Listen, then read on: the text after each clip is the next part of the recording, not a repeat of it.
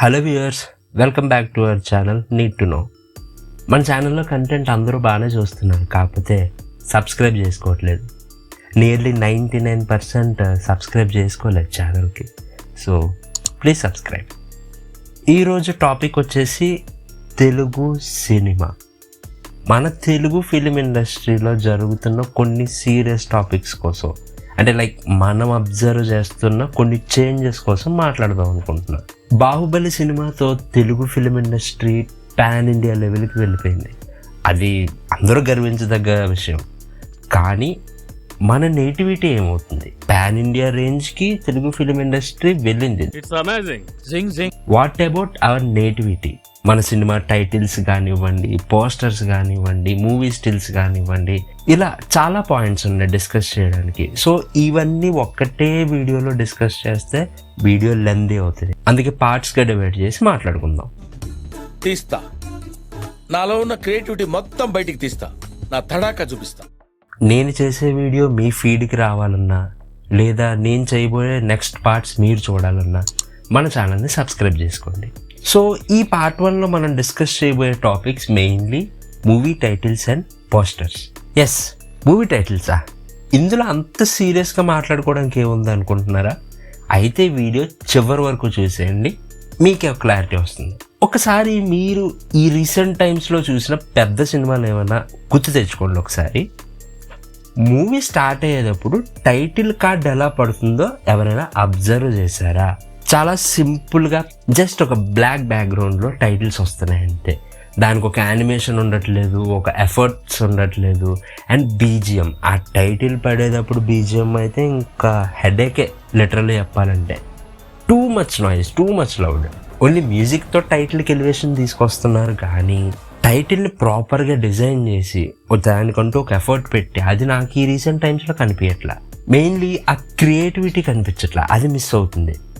కొన్ని years back వెళ్తే title cards చాలా కలర్ఫుల్గా, మంచి ట్రాన్సిషన్స్తో, మంచి యానిమేషన్స్తో ఉండేవి.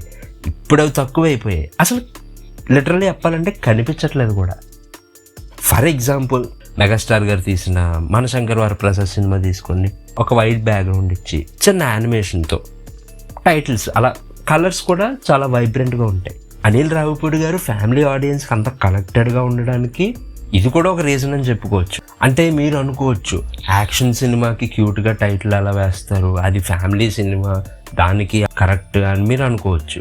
లెట్స్ సే మన పాత సినిమాలు తీసుకోండి, బాలకృష్ణ గారి సినిమాలు, జూనియర్ ఎన్టీఆర్ గారి సినిమాలు, ఆది కానీ అవి తీసుకోండి. ఆ సినిమాల టైటిల్స్ ఒకసారి మీరు చూడండి, ఇప్పుడు వస్తున్న టైటిల్స్ చూడండి. బ్లాక్ బ్యాక్గ్రౌండ్ తప్ప ఏమున్నట్లే. అప్పుడు బ్లాక్ బ్యాక్గ్రౌండే ఫైన్, బట్ స్టిల్ టైటిల్ కంటూ ఒక యానిమేషన్, ఒక ఎలివేషన్ ఉండేది. ఆ టైటిల్ చూసినప్పుడు మనకు గూస్ బంప్స్ వచ్చేవి థియేటర్లో. ఇప్పుడు ఆ క్రియేటివిటీ అదంతా మిస్ అయిందని నేను అనుకుంటున్నా. నెక్స్ట్ సీరియస్ టాపిక్ వచ్చేసి movie posters and Telugu font. మీరు ఇది అబ్జర్వ్ చేశారా?